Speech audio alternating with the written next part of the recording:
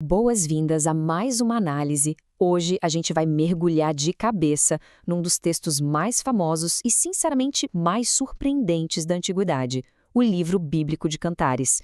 A nossa ideia aqui é explorar exatamente o tema que muita gente evita e que dá título à nossa discussão de hoje. Nem tudo é perfeito, as crises em Cantares que quase ninguém explica. Vamos focar em como esse texto é incrivelmente realista quando o assunto é crise nos relacionamentos. E vamos direto ao ponto, quebrando aquela velha ilusão, né?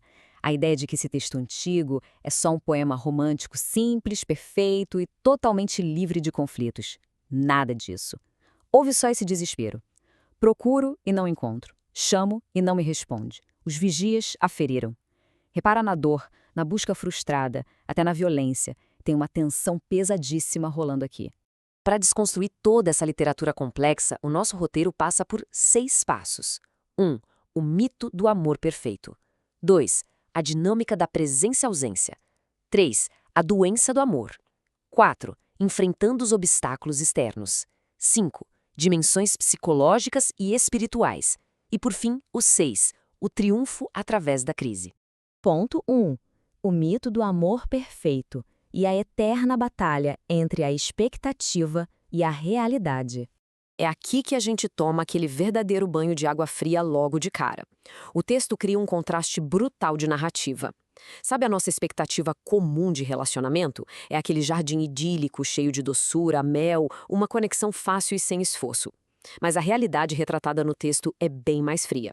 Ela traz ruas escuras, portas trancadas, ausência e uma busca frenética que chega a causar dor física no meio da noite. O mais interessante é que a pesquisa acadêmica moderna ecoa perfeitamente essa tensão de milênios atrás. Estudos atuais, como pesquisas focadas no cuidado pastoral e no casamento, mostram justamente essa necessidade urgente de superar mitos românticos e reais. O objetivo prático de tudo isso é educar as pessoas sobre as complexidades e as realidades, que às vezes são bem duras, da vida a dois. Indo para o nosso segundo ponto, a dinâmica da presença-ausência, que é, na verdade, a anatomia de uma crise relacional. E como essa crise começa? Quase nunca é com a grande explosão, mas sim com uma racionalização bem silenciosa. O capítulo 5 desenha isso passo a passo pra gente. Tudo começa com um convite amoroso. Aí vem o quê? A recusa complacente motivada pelo puro e simples conforto.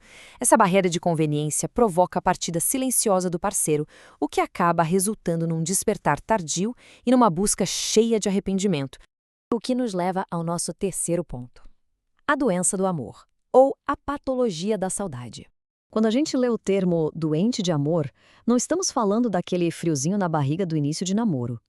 Como o teólogo C.H. Spurgeon aponta numa análise fascinante, a verdadeira patologia aqui não vem de um excesso de romance, mas daquela fome aguda e desesperada quando a conexão íntima é de repente arrancada.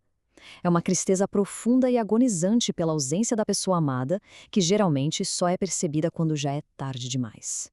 Afinal, aquela desculpa inicial no texto de ficar no conforto de uma cama quente por já ter lavado os pés ilustra uma coisa muito real sobre a natureza humana. Mostra o quanto um falso senso de segurança pode cegar a gente para as necessidades de quem está do lado. Aquela paz ilusória pautada no conforto desmorona muito rápido e vira um despertar desesperado e solitário. Ponto 4. Enfrentando os obstáculos externos. É aqui que a vulnerabilidade encontra a hostilidade. Porque quando a crise empurra o relacionamento para o mundo lá fora, o cenário não perdoa. Aquele encontro aterrorizante com os guardas da cidade funciona como uma metáfora brilhante.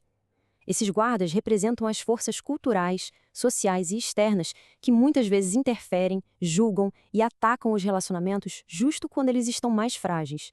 É o risco da exposição pública, da vergonha e da total incompreensão de quem está de fora da relação. E aí surge aquele grito de socorro. Se encontrarem o meu amado, digam que estou doente de amor. É um apelo desesperado que captura perfeitamente a necessidade humana por solidariedade. Passar por uma dor relacional tão aguda sozinho é insustentável. Nesses momentos, o apoio e a compreensão de uma comunidade tornam-se completamente vitais para sobreviver à tempestade. Vamos elevar um pouco a nossa análise agora no quinto ponto, dimensões psicológicas e espirituais, decodificando as metáforas. A grande sacada desse texto é que ele funciona em várias camadas simultâneas. No nível literal, é sobre o casamento humano, a aliança, a intimidade e a eterna luta para superar o egoísmo. No nível espiritual, a tradição o lê como Cristo e a Igreja, destacando a graça divina e um compromisso inabalável. E usando uma lente psicológica de integração junguiana, vemos a profunda união da nossa própria psique, unindo o ânima e o ânimos internamente. E trazendo isso para a teologia prática, o Timothy Keller aponta algo essencial. Ele diz que o amor sacrificial de Cristo é o que permite que outras expressões de amor humano realmente floresçam. Ou seja, sobreviver a esses momentos brutais de desconexão exige algo que vai muito além do simples esforço humano. Exige uma verdadeira âncora de sacrifício e entrega que transcende o próprio ego. De acordo com a tradição dos padrões de Westminster, o alicerce desse vínculo espiritual seria dividido em 3 partes bem equilibradas. A gente tem 34% focado no sacrifício e entrega de si, 33% de um desejo apaixonado e 33% de um compromisso inquebrável. É essa matemática exata que sustenta qualquer relação de pé durante os piores invernos. Chegamos então ao nosso 6º e último ponto: o triunfo através da crise. O amor que é tão forte quanto a morte. Mapeando essa crise, fica muito claro que a maturidade não é encontrada tentando pular o inverno. A fase 1, aquela primavera da paixão sem esforço, leva quase naturalmente à complacência da fase 2. Mas o relacionamento só amadurece de verdade quando enfrenta a meia-noite da fase 3, lutando nessa busca frenética contra os obstáculos externos. É só assim que dá para alcançar o amanhecer da fase 4, um reencontro testado e de devoção madura. É por isso que o foco acadêmico e pastoral continua batendo na tecla de educar na alegria do amor. A alegria verdadeira e resistente não é a total ausência de conflitos, de jeito nenhum. Pelo contrário, ela está ligada à capacidade de ensinar e preparar casais para suportarem essas exatas vulnerabilidades, aprendendo a não desistir no primeiro grande obstáculo que aparece. Até que o texto nos atinge com o seu clímax poético absoluto. O amor é forte como a morte. As muitas águas não poderiam apagar o amor.